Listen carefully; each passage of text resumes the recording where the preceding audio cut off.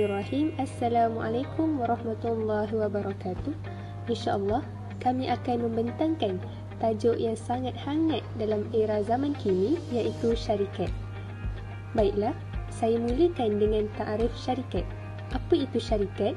Syarikat dari sudut bahasa ialah bercampur atau berkongsi, iaitu bercampur salah satu harta dengan harta yang lain. Syarikat dari segi istilah pula ialah wujudnya hak bagi dua pihak atau lebih pada satu perkara itu dalam bentuk umum ataupun menyeluruh. Summa ad-dalilu ala masyru'iyyati asy-syarikah fi al-Quran. Qala Allah Ta'ala fahum syuraka'u fi sulus min surah An-Nisa. Bermaksud Allah Subhanahu Wa Ta'ala berfirman, kalau pula mereka saudara-saudara yang seibu itu lebih dari seorang, maka mereka bersekutu pada 1/3 dengan mendapat sama banyak lelaki dengan perempuan. Fil hadis an Jabir radhiyallahu anhu qala qala Rasulullah sallallahu alaihi wasallam man kana lahu syarikun fi rab'atin aw nahlin wa laysa lahu an yabi'a hatta yu'zina syarikahu fa in radiya akhadha wa in kariha taraka. Rawahul Muslim. Yang bermaksud, dari Jabir radhiyallahu anhu berkata, Rasulullah sallallahu alaihi wasallam bersabda, barang siapa yang mempunyai rakan kongsi dalam bangunan rumah ataupun hentamah, maka dia tidak boleh menjual perkara tersebut sehingga mendapat keizinan rakan kongsinya. Sekiranya dia bersetuju, maka boleh dilakukan, dan sekiranya dia tidak suka, maka tidak perlu diteruskan.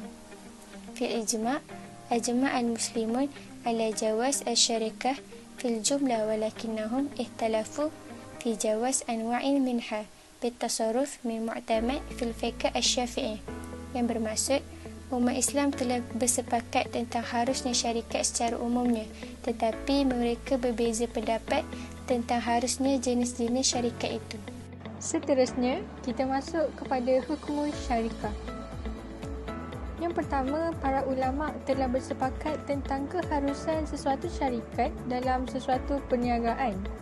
Yang kedua pula, para ulama juga bersepakat pada keharusan syarikat inan, yang mana syarikat inan merupakan bersyarikat atas sesuatu benda ataupun barang oleh dua belah pihak dan berkongsi antara untung dan juga rugi yang mereka dapat.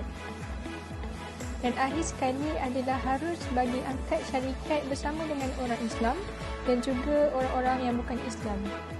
Saya teruskan dengan maklumat tambahan. Seperti yang kita tahu, dalam syarikat mempunyai kontrak syarikat. Jadi di sini saya sertakan 4 jenis akad, iaitu syarikat al-ainan, syarikat al-wujuh, syarikat al-abdan serta syarikat al-mufawadah. Baiklah, kontrak syarikat ataupun perkongsian harta yang pertama adalah syarikat al-ainan. Syarikat al-ainan ini adalah dua individu yang berkongsi harta dengan mereka dan mengusahakannya.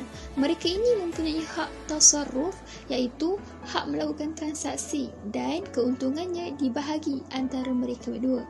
Baiklah, yang kedua adalah syarikat al-abdan. Syarikat al-abdan ataupun lebih dikenali sebagai syarikat amal ialah dua orang yang bersepakat untuk berkongsi ataupun menjalankan sesuatu perniagaan dengan menggunakan tenaga dan kepakaran masing-masing, dan upah ini, yakni hasil keuntungan yang diperolehinya, dibahagi di antara mereka. Syarikat abdan ni dia lebih kepada syarikat perkongsian yang menggabungkan kemahiran dan kepakaran, tetapi bukan berkongsi harta. Baiklah, yang seterusnya adalah syarikat al-wujuh.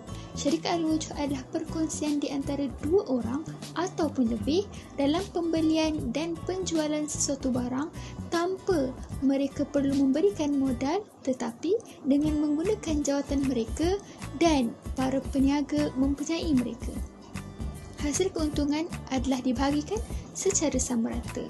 Dan yang terakhir adalah syarikat al-mufawadah. Syarikat al-mufawadah dari segi bahasa bermaksud persamaan. Mufawadah, persamaan.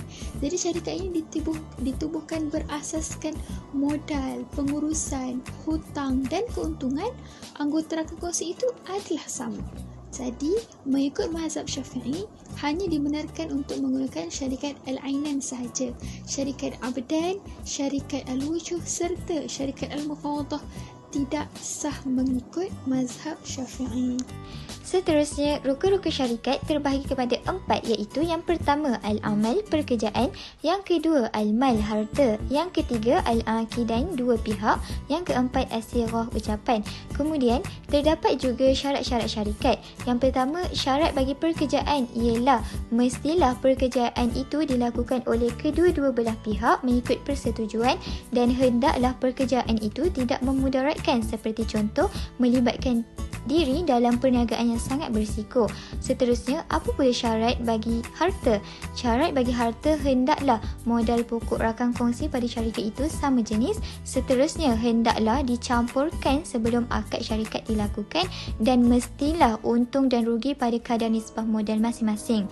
Seterusnya, syarat bagi pihak-pihak yang berakad, hendaklah setiap daripada pihak itu mempunyai kelayakan untuk menjadi wakil terhadap rakan kongsinya, yang bermaksud satu pihak yang layak akan mewakili pihak syarikat dan mestilah setiap pihak itu berakal baligh dan tidak hilang upaya. Dan akhir sekali, syarat bagi ucapan, hendaklah lafaz itu nyata dan menunjukkan keizinan untuk melakukan urusan atau perbelanjaan kewangan dalam syarikat.